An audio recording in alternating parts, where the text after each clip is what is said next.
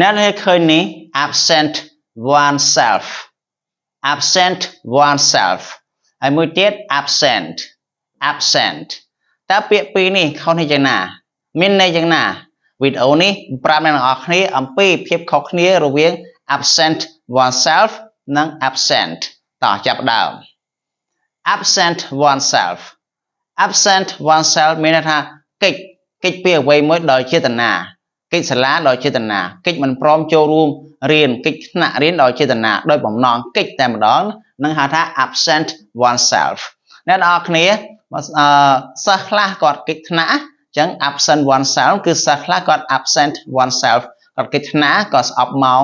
ឬថាហៅដោយម៉ោងគណិតម៉ោងអីចឹងណាគាត់ស្អប់អត់ចូលចិត្តរៀនអញ្ចឹងគឺ absent oneself ណា absent oneself ណាជួននៅខ្លះកិច្ចប្រជុំអត់ចូលរួមប្រជុំកិច្ចប្រជុំអត់ចង់ចូលរួមប្រជុំរកពេលធ្វើអីមួយចឹងអាហ្នឹងក៏យើងអាចចាត់ទុកថាជា absent oneself អូខេកិច្ចមិនព្រមចូលរួមសកម្មភាពណាមួយដែលយើង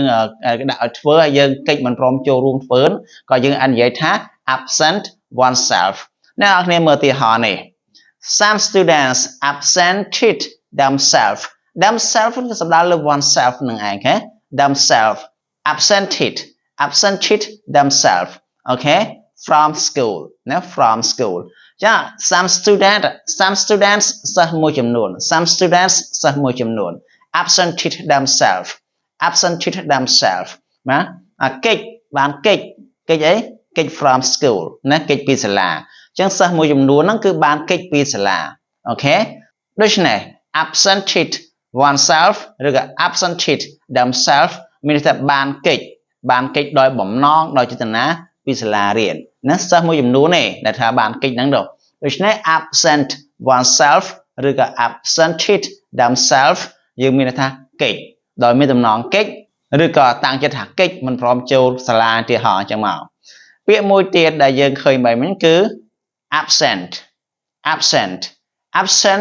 មានថាអវត្តមានឬក៏មិននៅណា absent អវត្តមានខុសពីលើ absent oneself មានន័យថាកិច្ចជាកិច្ចសព្ទដល់ពេល absent មិនមែនជាកិច្ចសព្ទទេជាគុណនាមបកប្រែថាមិននៅឬអវត្តមានអូខេថ្ងៃនេះសិស្សអវត្តមានគឺ absent ណាថ្ងៃនេះសិស្សប៉ុន្តែអវត្តមានគឺមិនមែនអវត្តមានដោយកិច្ចទេអវត្តមានដោយចេតនាណាមួយជាហៅដូចជាអវត្តមានឈឺឬអវត្តមានសាររវល់អីហៅថា absent អូខេអ្នកនរគ្នាមើលទីហោនេះwhere's រស្មីណា where's រស្មីតែរស្មីនៅណាអត់ឃើញរស្មីតែរស្មីនៅណាអូខេអញ្ចឹងខ្លាចថាម៉េច she's absent នាងគឺអប្សង់ឬក៏នាងគឺអវត្តមានថ្ងៃនេះ I think she's ill